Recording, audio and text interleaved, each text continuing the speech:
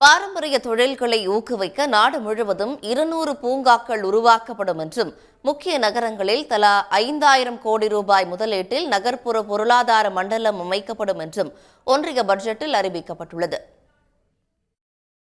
நாடாளுமன்றத்தில் ஒன்றிய அரசின் பட்ஜெட்டை தாக்கல் செய்து பேசிய நிதியமைச்சர் நிர்மலா சீதாராமன் பல்வேறு புதிய திட்டங்களை அறிவித்தார். அப்போது முந்திரி, கோகோ உற்பத்தி ஊக்குவிக்கப்படும் என்றும், ஜவுளித்துறையில் உற்பத்தி வேலைவாய்ப்பை பெருக்க மெகா ஜவுளி பூங்காக்கள் உருவாக்கப்படும் என்றும் அவர் தெரிவித்தார். காதி கைவினைப் பொருட்கள் தயாரிப்பை மேம்படுத்த புதிய திட்டம் செயல்படுத்தப்படும் என்றும் அறிவித்தார். விளையாட்டு சாதனங்களை உற்பத்தி செய்ய பிரத்யேக திட்டம் செயல்படுத்தப்படும் என்றும், பாரம்பரிய தொழில்களை ஊக்குவிக்க 200 பூங்காக்கள் உருவாக்கப்படும் என்றும் கூறினார். குறு நிறுவனங்களை ஊக்குவிக்க 2000 கோடி ரூபாய் புதிய திட்டம் செயல்படுத்தப்படும் என்றும் தெரிவித்தார்.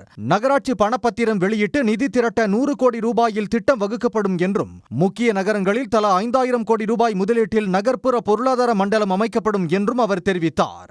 வங்கித்துறை மேம்பாட்டுக்கு உயர்மட்ட குழு அமைக்கப்படும் என்றும், கால்நடை கல்வி நிறுவனங்களுக்கு முதலீட்டு மானியம் வழங்கப்படும் என்றும் அவர் கூறினார்.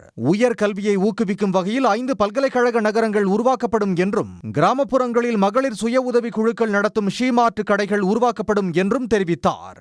15000 இந்திய பள்ளிக்கூடங்களில் கண்டென்ட் கிரியேட்டர் லேப் உருவாக்கப்படும் என்றும், AI உதவியுடன் செயற்கை உறுப்புகள் ஆராய்ச்சி மற்றும் உற்பத்தியை ஊக்குவிக்க சிறப்பு திட்டம் உருவாக்கப்படும் என்றும் நிதியமைச்சர் நிர்மலா சீதாராமன் தெரிவித்தார். சோலார் பேனல் கண்ணாடிகளை உற்பத்தி செய்ய பயன்படும் சோடியத்துக்கு முழு வரிவிலக்கு அளிக்கப்படுவதாகவும், உள்நாட்டில் பயிற்சி விமானங்களை உற்பத்தி செய்வதற்கான மூலப்பொருட்களுக்கு சுங்கவரி ரத்து செய்யப்படுவதாகவும் அவர் கூறினார்.